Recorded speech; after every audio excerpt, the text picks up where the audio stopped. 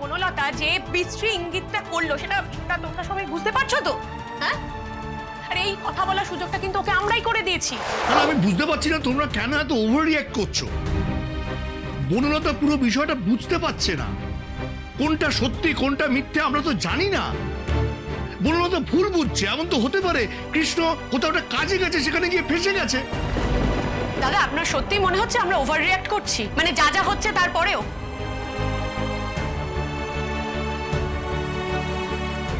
দাদা, বনলতা কৃষ্ণর বউ, ও যখন এই কথাগুলো বলছে তখন ও নিশ্চিত হয়েই বলছে।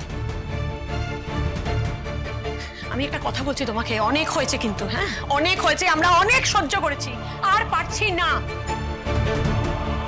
লাজুকে এই বাড়ি থেকে বাইরে রাখা দরকার। এই বাড়ির ত্রিসীমানার বাইরে লাজুকে রাখলে তবেই কৃষ্ণর মঙ্গল।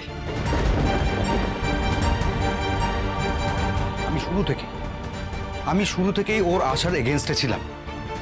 একবার বাড়ি থেকে ঝামেলা বিদায় নিয়েছিল, তাকে আবার কেন তোমরা ঢুকতে দিলে? কি বলে কথাটা? আমরা ঢুকতে দিয়েছি? হ্যাঁ, তাকে তো আদর করে এই বাড়িতে নিয়ে আসা হয়েছে। তোমার ছেলে নিজে গেছে তাকে নিয়ে আসতে। আর কিছু মনে করো না, কিছু মনে করবেন না দাদা, মায়ের কিন্তু যথেষ্ট উস্কানি ছিল। হ্যাঁ, দাদা আর বোন মিলে কি করলো, চলে গেল রাজুকে নিয়ে আসতে, কিনা ঠাম্মি পারমিশন দিয়েছে আর আটকায় কে ওদের? শ্রী, মায়ের বয়স হয়েছে, স্নেহের বসে একটা কথা বলে দিয়েছে। কিন্তু কৃষ্ণ একটা পড়াশোনা জানা বুদ্ধিমান বিচক্ষণ ছেলে, ও এরকম কেন বাড়াবাড়ি করছে এটাই তো বুঝতে পারছি না। ওই মেয়েকে আবার এই বাড়িতে ঢুকতে দেওয়া উচিত হয়নি।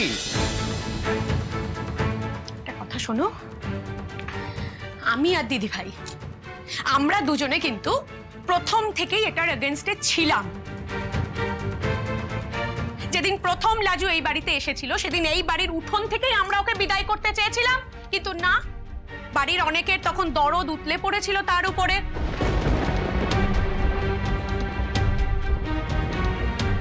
আমার ছেলেটার উপর দিয়ে তো এই ঝড়ঝাপটা যাচ্ছে না, তাই সেদিন সেই ঝড়টা আমি আটকাতে চেয়েছিলাম।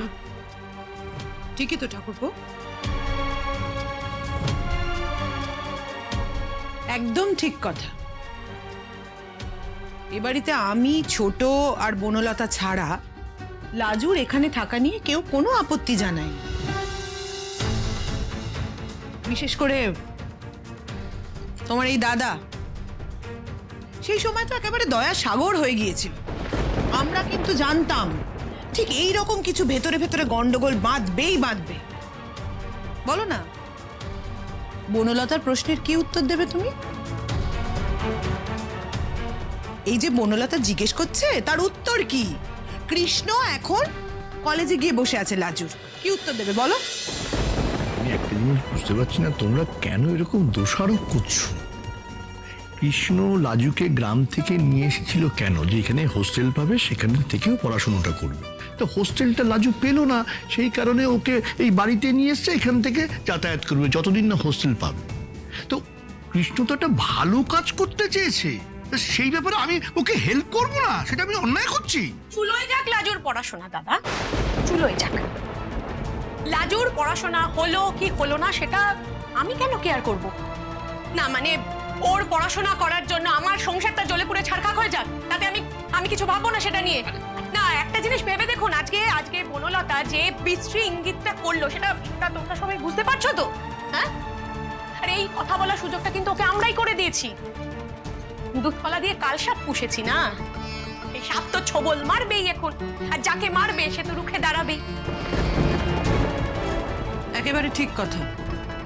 লাজু ডাক্তার হলে আমাদের কোনো স্বর্গরাজ্য লাভ হবে না। ওর ব্যবস্থা এবার ওকে বুঝে নিতে হবে।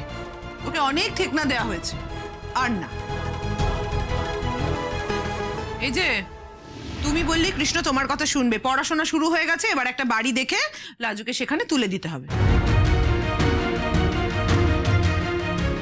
তুমি কৃষ্ণকে বুঝিয়ে বলবে, আর আমরা এবার লাজুর বিদায়ের ব্যবস্থা করব।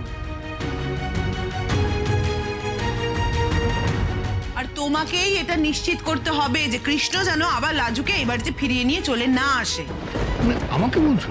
আশ্চর্য, আমি কি করে নিশ্চিত করবো? কৃষ্ণ তোমার কথা শোনে, তাই তুমি এটা নিশ্চিত করবে। ভালো কাজ করতে চেয়েছিলে না, ভালো কাজ করা হয়ে গেছে। এবার তুমি ওকে বিদায় করবে, যেখানে যেখানে ইচ্ছে যেখানে খুশি থেকে ওর নিজের পড়াশোনা করুক।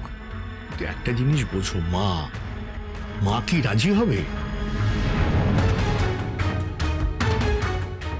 মাকে রাজি হতে হবে।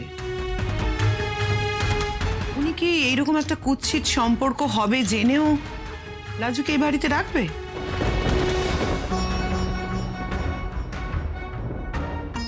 নিজের নাতির মান সম্মানের কথা ভাববেন না উনি? লাজুর আর কি, ওর তো কোনো চাল চুলো নেই না। ওই আছে নামকে বাস্তে একটা শ্বশুর বাড়ি আর একটা হাবাগোবা বর। ওকে খেদালেও যা, রাখলেও তাই। বনলতার কথা যদি বাইরে যায় তাহলে কি হবে একবার ভেবে দেখেছেন? ছেলেটার মান সম্মান বলে কিচ্ছু থাকবে না। আমি একটা কথা বলবো, তোমরা না বড্ড বেশি ভাবছো। এতটা ভাবার কিছু নেই। শোনো, আমি কি বলছি, এই যে বনলতা যে একটা সন্দেহ করছে না, সেই সন্দেহটা তোমরাও সবাই মাথার মধ্যে ঢুকিয়ে নিয়েছো, আর সেটা ঢুকিয়ে নিয়ে সবাই মিলে একটা ঝামেলা পাকাচ্ছ। না, আমার কথা শোনো, বনলতা যে সন্দেহ করছে ওই কৃষ্ণ ওর প্রোগ্রামে গেছে, এটা তো নাও হতে পারে। আরে বাবা, ও তো অন্য কোনো কাজে যেতে পারে, হয়তো অফিসের একটা জরুরি মিটিং আছে, সেই কারণে ওর ফোনটা বন্ধ। না না দাদা, না, একদমই সেটা নয়। ও ওখানেই গেছে এবং সেই কারণেই ফোনটা বন্ধ করে রেখেছে। তুমি বলছো? আমি বলছি তার কারণ হচ্ছে আমার ছেলেই না আমার মাথাটা একদম ধুলোয় মিশিয়ে দিয়েছে। আর বনলতাকে বলার মতো একটা উত্তরও আমার কাছে ছিল না। এর তো একটা পিহিত আমি চাই।